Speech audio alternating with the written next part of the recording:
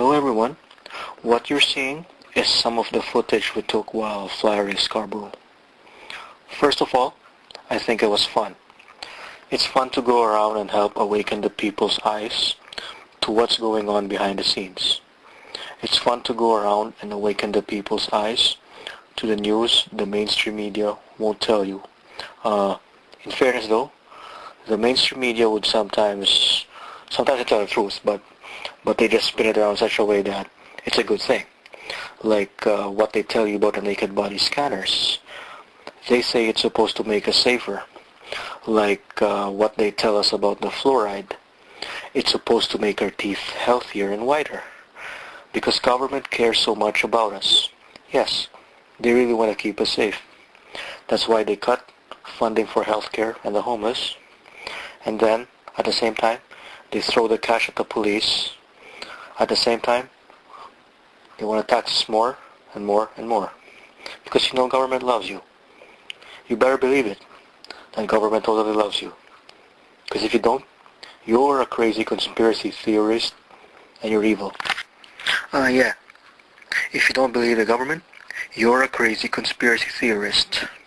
Well, at least, just like this dude who called the police on us when he saw us posting up a flyer on a bus shelter.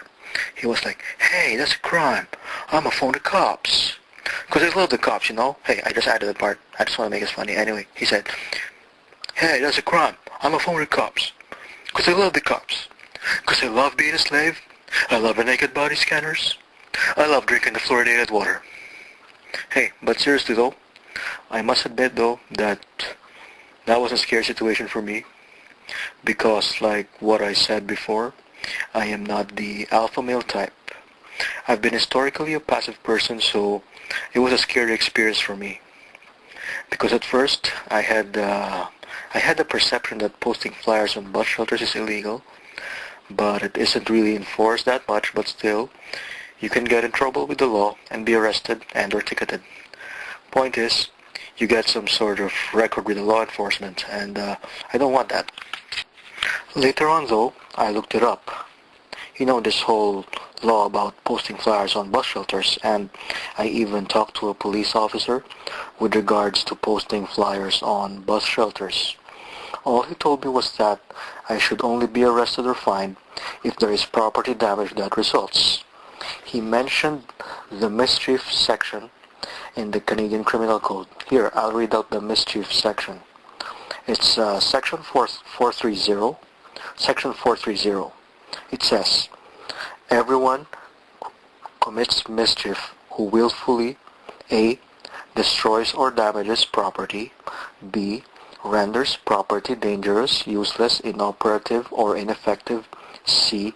obstructs, interrupts, or interferes with the lawful use, enjoyment, or operation of property, or D. obstructs, interrupts, or interferes with any person in the lawful use, enjoyment, or operation of property." There. So there you have it. Bus shelter flyers do nothing of those things I just mentioned. Therefore, it's not illegal to post flyers on bus shelters. As long as, of course, you do not damage the bus shelter. Anyway, most of the people we interacted with reacted positively. You don't see them in this video because they don't like to be on video. I respect their privacy, you know. However, I'm going to summarize as best I can remember on what the people we have met just told us. One guy was an engineer. He's been in Canada for 30 years or so. Chinese guy. He said that as an engineer, it's impossible for fires to take out the Twin Towers just like that. He totally supported us and even suggested where to put our flyers so that more people can see them. And then there was this lady from, I think it's Guyana. Yeah, Guyana. She's got a lot of complaints about the government overtaxing us and putting body scanners in the airports. I was also surprised that she was sort of semi-awake. And then there was this lady with a baby in the stroller. She looked kind of Middle Eastern, I'm not sure. But anyway, she's aware that the government's been poisoning us, especially though with all those chemicals in the food in the supermarkets. She talked about how toxic they were. Actually, this lady was the most vocal of her support for us. She said that we should do this more, and that she also told us that it's nice to see people standing up and protesting the naked body scanners. I'm telling you, those naked body scanners should be illegal because they violate Section 8 and 12 of the Canadian Charter of Rights and Freedoms. Here, I'll read it out loud. Section 8. Everyone has the right to be secure against unreasonable search or seizure. Section 12. Everyone has the right not to be subjected to any cruel and unusual treatment or punishment. That is what people should be making a big stink about, not those flyers in bus shelters. People should be making a stink about the attacks on our privacy and freedoms. We should all be out in the streets making a big stink about that.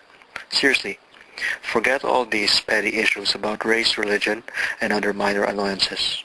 So, there you have it. We have the support of majority of the population. It's heartening to see these people's eyes light up as they look at you in admiration, as if though you're some kind of war hero or something. I'm not kidding. That is really how majority of the population think. We have the support of the people. So all you closet truthers out there, please get out and take action. Thank you.